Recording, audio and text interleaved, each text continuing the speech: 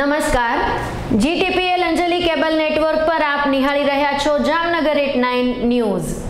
જામનગર અને જિલ્લાભરમાં બનેલી ઘટનાઓ સમાચારના રૂપમાં। સમાચારો શરૂ કરતા પહેલા જોઈ લઈએ આજના મુખ્ય સમાચારો।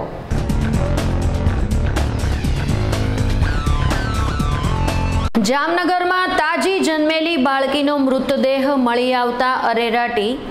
દીકરી બચાવોના નારાઓ વચ્ચે દબાઈ જતી આવી અનેક ચીસ। વિદેશી કોલસા સાથે દેશી કોલસાની હેરફેરનું કૌભાંડ વધુ ઘેરું બન્યું। વધુ 6ની ધરપકડ।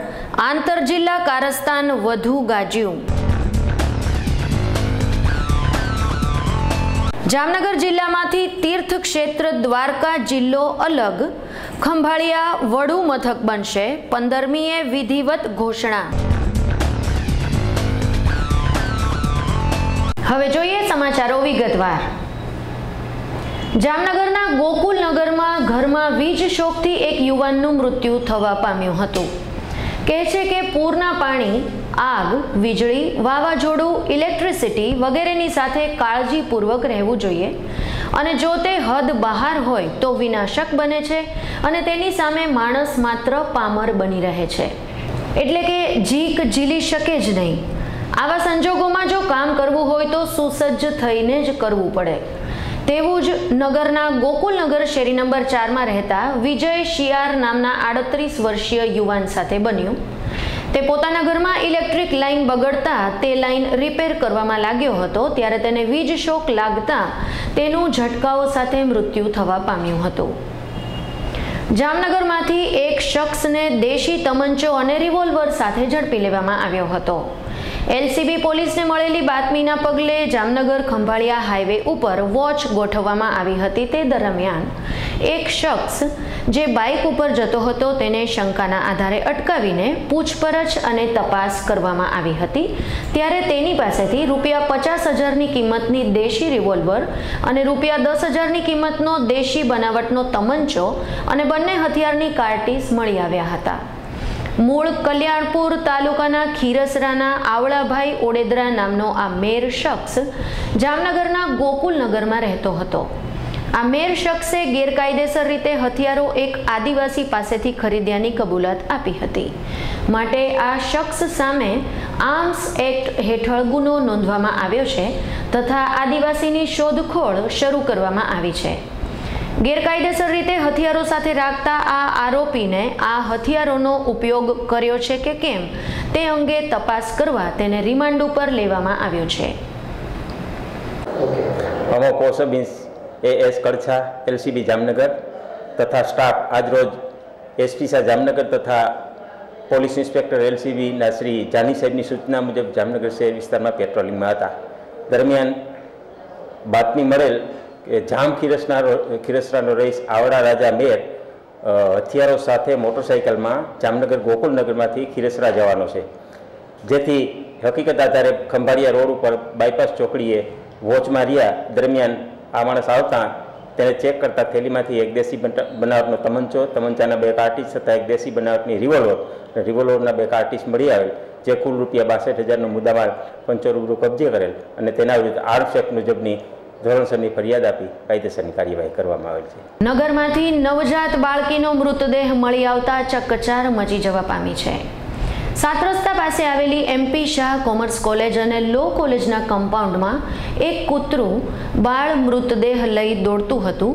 તે જોઈ અમુક નાગરિકોએ કૂતરાના મોઢામાંથી તે મૃતદેહ છોડાવ્યો હતો। આ મૃતદેહ નવજાત બાળકીનો હોવાનું જાણવા મળ્યું હતું। આ મૃતદેહ અંગે જાણ થતાં પોલીસ દોડી આવી હતી તથા પંચ રોજ કામ કરી આ મૃતદેહ અંતિમ વિધિ માટે મોક્ષ ફાઉન્ડેશનના ટ્રસ્ટીને સોંપવામાં આવ્યો હતો। રાજ્યમાં સ્ત્રી પુરુષ જાતીય રેશિયો મુજબ સ્ત્રીઓની સંખ્યા ઓછી છે ત્યારે હજુ પણ દીકરીના જન્મ વખતે માતા પિતા ક્યારેક આદર ધરાવતા નથી અથવા તો ક્યારેક ના છૂટકે જન્મ આપવો પડે તો રઝળતી પણ કરી દે છે અને કચરા પેટી કે હોસ્પિટલમાંથી બિનવારસુ બાળકીઓના મૃતદેહ મળી આવવાના બનાવ બને છે, જે સમાજની શરમજનક બાબત છે। NV Goyal ICPSI city B division police station આજે બપોરના તો બપોરના 13:00 થી 21:00 હું ઇન્વેસ્ટિગેશનમાં ફરિયાદીમાં હતો. ફરજ દરમિયાન મને કલાક આશરે 19:00 વાગે પોલીસ કંટ્રોલ તરફથી વર્દી મળેલ કે 7 રસ્તા સર્કલ પાસે કેપીસા લો કોલેજના ગેટ પાસે એક તાજી જન્મેલી બાળકીની લાશ પડેલ છે અને ત્યાં તમે ફરજમાં તાત્કાલિક પહોંચશો, જેથી અમો તથા અમારા રાઇટર તથા સર્વે સ્ટાફના માણસો ત્યાં ગયેલ. ત્યારે એ નાની બાળકી અંદાજે આશરે 3 થી 4 દિવસની હોય અને કોઈ જનાવર કોઈ કૂતરાએ વિખોડિયા મારેલ એવું અમને જણાતા, જેથી અમે બનાવડી જગ્યાએ ઇન્ક્વેસ્ટ પંચનામું ભરેલ. તેમજ આ કામના ફરિયાદી ત્યાં કોઈ માણસની ફરિયાદ લીધેલ અને આગળની કાર્યવાહી કરવા માટે અમે આ બાળકીને જામનગર જીજી હોસ્પિટલે PM વિભાગમાં રાખવા માટે તજવીજ કરેલ છે અને મોક્સ ફાઉન્ડેશન દ્વારા તેઓને પણ જાણ કરેલ છે અને આગળની કાર્યવાહી તપાસ ચાલુ છે. જામનગરમાં ભોંયવાડા પાસે સેફટી ટેન્કમાં ગાય ફસાઈ જતા તેને મહા મહેનતે બહાર કાઢવામાં આવી હતી. મોચીસાર નામની સાંકડી ગલીમાં એક બંધ મકાનના ખાલી સેફટી ટેન્કમાં એક ગાય ફસડાઈ પડી હતી. આ ઘટના અંગે ફાયર બ્રિગેડને જાણ કરવામાં આવી હતી, ત્યારે ફાયરના જવાનોએ જહેમત ઉઠાવીને આ ગાયને બહાર કાઢી હતી. શહેરની તથા આજુબાજુના વિસ્તારોની નાની મોટી ગટરો, કેનાલ, ખાડાઓમાં વારંવાર પશુઓ ફસડાઈ પડતા હોય છે અને મહા મહેનતે બહાર કાઢવામાં આવતા હોય છે. જામનગર જિલ્લામાંથી દ્વારકા જિલ્લો અલગ કાર્યરત થાય તે માટે હવે થોડા દિવસોની જ વાર છે. તીર્થક્ષેત્ર દ્વારકા જિલ્લાનું વડુ મથક જામ ખંભાળિયા રાખવામાં આવનાર છે તથા આ જિલ્લામાં દ્વારકા, કલ્યાણપુર, ખંભાળિયા અને ભાણવડ તાલુકાઓનો સમાવેશ થાય છે. આગામી 15 ઓગસ્ટના આ નવા જિલ્લાની તથા તેના હેડક્વાર્ટરની વિધિવત ઘોષણા કરવામાં આવશે તેમ સરકારના સૂત્રોમાંથી જાણવા મળ્યું છે. મુખ્યમંત્રી નરેન્દ્રભાઈ મોદીએ રાજ્યમાં વિવિધ જિલ્લાઓ અને તાલુકાઓના વિભાજન અમલમાં મૂકીને તે વિસ્તારોની વહીવટી પ્રક્રિયાઓ સરળ બનાવવા માટે તથા લોકોને જિલ્લા મથક તથા તાલુકા મથક નજીક મળી રહે તે માટેનો પ્રયાસ કર્યો છે, જેની સાર્થકતા અંગે તો આગામી દિવસોમાં અંદાજ આવશે. જામનગરમાં પૂરબિયા રાજપૂત ક્ષત્રિય સમાજ દ્વારા સરસ્વતી સન્માન સમારોહનું આયોજન કરવામાં આવ્યું હતું. કનખરા સમાજની વાડીમાં યોજાયેલા આ કાર્યક્રમમાં દર વર્ષની જેમ જ જ્ઞાતિના સર્વે બાળકોનું સન્માન કરવામાં આવ્યું હતું. જ્ઞાતિ કમિટીના પ્રમુખ હેમંતસિંહ ચૌહાણ, ખજાનચી કૃષ્ણકુમાર વારા, સહમંત્રી જગદીશસિંહ ચૌહાણ તથા કમિટી હોદ્દેદારો તથા સભ્યોએ આ કાર્યક્રમ માટે જહેમત ઉઠાવી હતી. આ તકે GTPL અંજલિના MD દિલીપભાઈ કટારમલ તથા મહેશભાઈ કટારમલ આ પ્રસંગે અતિથિ વિશેષ તરીકે ઉપસ્થિત રહીને તેમણે જ્ઞાતિજનો તથા વિદ્યાર્થીઓને પ્રોત્સાહન પૂરું પાડ્યું હતું તથા કાર્યકર્તાઓનો ઉત્સાહ વધાર્યો હતો. નગરના ઐતિહાસિક સિદ્ધનાથ મહાદેવ મંદિર વિસ્તારમાં ગટરના કામ શરૂ કરવામાં આવ્યા છે.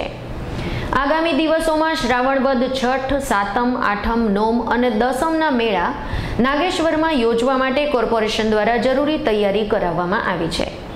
શ્રાવણ માસના સોમવાર, પૂનમ તથા અમાસના દિવસો દરમિયાન ખૂબ જ બહોળા જન સમુદાયનો આ વિસ્તારના મંદિરોમાં દર્શન પૂજન માટે ધસારો રહે છે.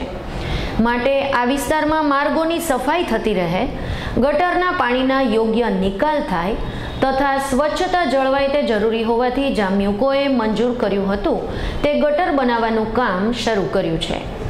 અહીં વારંવાર પાણી ભરાય છે, ગંદા પાણીના નિકાલ થતા નથી, માટે હાલ હાથ ધરાયેલી કાર્યવાહી વ્યવસ્થિત આગળ વધે તે પણ ખાસ જરૂરી છે. જામનગર એટ 9 ન્યૂઝમાં હવે લઈશું એક નાનકડો વિરામ.